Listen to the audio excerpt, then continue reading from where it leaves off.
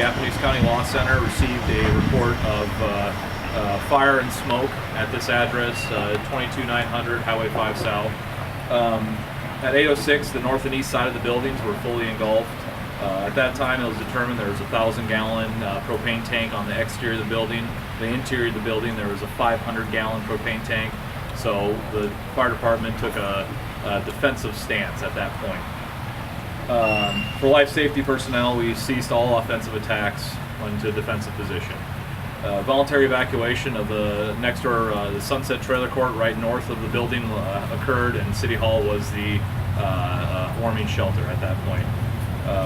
Golden Age Care Center, which is also north of the building, was sheltered in place. Mutual aid was called. Mystic, Moravia, Moulton, Cincinnati, Seymour, and Cordon assisted.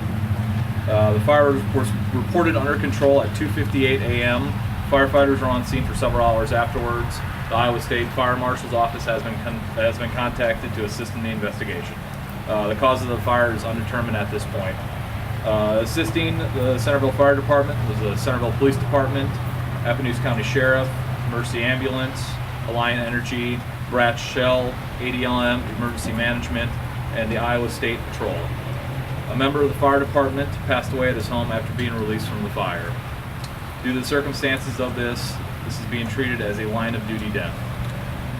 Out of respect for the family of the firefighter's identity, will be withheld pending notifications.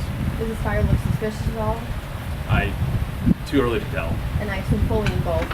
Fully engulfed. Yep. It was the fire department did everything they could to stop the fire, but with the propane tanks and a lot of combustibles were in the structure, a defensive stance was taken. What do you mean by defensive stance? What were you doing? Basically trying to attacking from the outside, not going interior because of the propane tanks. They had, obviously they could have exploded. And I heard cutting out walls. Describe what you were doing there. They were cutting out walls, I believe, to and allow oxygen to get into the structure. So. Aside from the propane tanks, the two propane tanks, was there any other issues that made this one especially difficult to fight? It was a very large building, very, very large building. Square footage wise, I believe it was around 300,000 square feet.